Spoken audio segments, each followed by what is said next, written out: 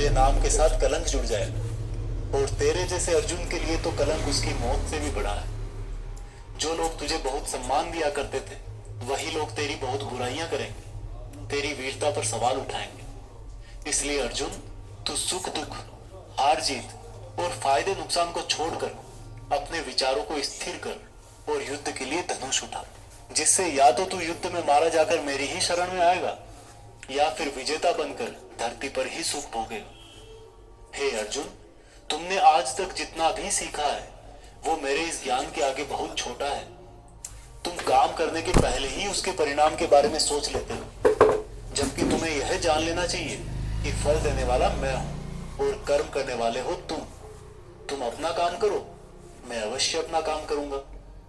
इस बात पर अर्जुन ने श्री कृष्ण से सवाल किया कि आपने मुझे अपने विचारों को स्थिर, यानी कि अपने इमोशंस और थॉट को कंट्रोल करने को कहा है, तो यह मैं कैसे करूं?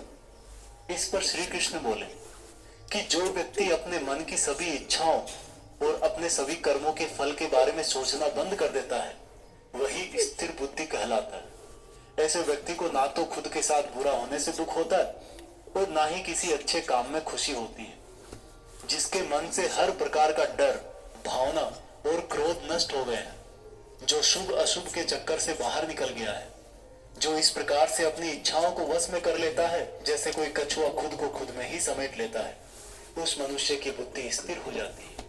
क्योंकि अपनी इच्छाओं के बारे में सोचते रहने से हमें वो इच्छाएं अच्छी लगने लगती है।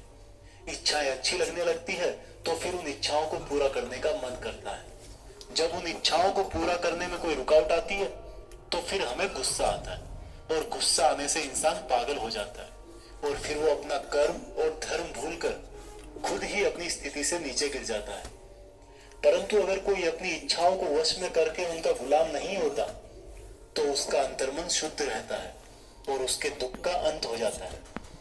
और जब उसके सब दुख ही समाप्त हो जाते हैं तो उसकी बुद्धि स्थिर हो जाती है। परंतु जिस